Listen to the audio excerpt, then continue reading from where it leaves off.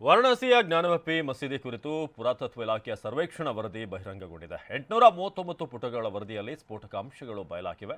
ಹಾಗಾದರೆ ಸಮೀಕ್ಷೆಯ ವರದಿ ಏನಿದೆ, ಅದರಲ್ಲಿ ಪತ್ತೆಯಾಗಿರುವಂತಹ ದೇವರ ಪ್ರತಿಮೆಗಳು ಯಾವ ಸಾಕ್ಷ್ಯಗಳಿದೆ, ಬನ್ನಿ ನೋಡೋಣ.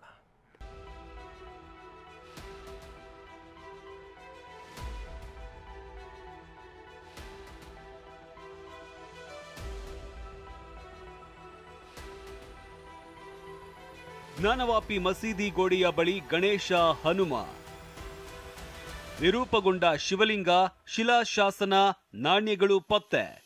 ರಾಮ ಮಂದಿರ ಲೋಕಾರ್ಪಣೆಯಾದ ಬೆನ್ನಲ್ಲೇ ಕಾಶಿ ಜ್ಞಾನವಾಪಿ ಮಸೀದಿ ಸಮೀಕ್ಷೆ ವರದಿ ಬಹಿರಂಗವಾಗಿದೆ. ಪುರಾತತ್ವ ಸರ್ವೇಕ್ಷಣಾ ಇಲಾಖೆಯ 839 ಪುಟಗಳ ವರದಿಯಲ್ಲಿ ಮಸೀದಿ ಜಾಗದಲ್ಲಿ ಶತಮಾನಗಳ ಹಿಂದೆ ಭವ್ಯ ದೇವಾಲಯ ಇತ್ತು ಅನ್ನೋ ಅಂಶ ಸಂಚಲನ ಮೂಡಿಸಿದೆ. ಇದೀಗ ಜ್ಞಾನವಾಪಿ ಮಸೀದಿಯ ಪಶ್ಚಿಮ ಗೋಡೆ ಬಳಿ ಹನುಮಾನ್ ಮತ್ತು ಗಣಪತಿ ಮೂರ್ತಿಗಳು ದೊರೆತಿರುವ ಫೋಟೋಗಳು ವೈರಲ್ ಆಗಿವೆ.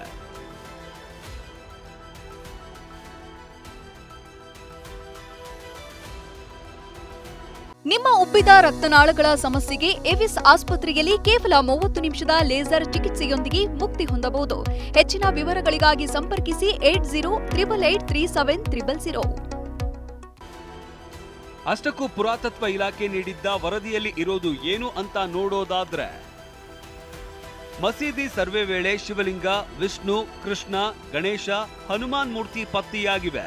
ದೇವರ ಪ್ರತಿಮೆ ಜೊತೆಗೆ ವಿವಿಧ ಕೀಟಗಳ ಆಕಾರ ಸಿಕ್ಕಿವೆ. ಜೊತೆಗೆ ಗೃಹೋಪಯೋಗಿ ಕಲ್ಲಿನ ವಸ್ತುಗಳು ಪತ್ತೆಯಾಗಿದ್ದು, ಪುರುಷ ಮತ್ತು ಸ್ತ್ರೀ ಆಕೃತಿ, ಇಟ್ಟಿಗೆ, ಹೆಂಚು, ಸ್ಲಿಂಗ್ ಚೆಂಡು ಸಮೀಕ್ಷೆಯಲ್ಲಿ ಪತ್ತೆಯಾಗಿದೆ.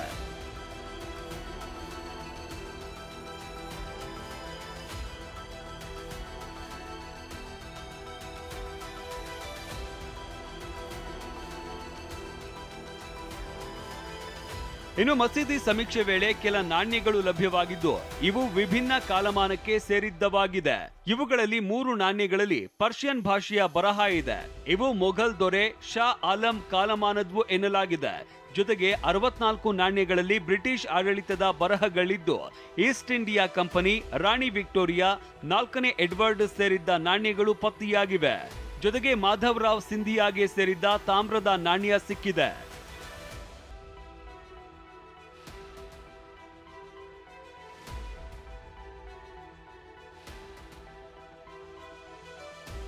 ಒಟ್ಟಾರೆ ಜ್ಞಾನವಾಪಿ ಸರ್ವೆ ವರದಿ ಸಂಚಲನ ಸೃಷ್ಟಿಸಿದೆ. ನ್ಯಾಯಾಲಯದ ತೀರ್ಪಿನ ಮೇಲೆ ಎಲ್ಲವೂ ನಿಂತಿದೆ. ಹರೀಶ್, TV9, ನವದೆಹಲಿ.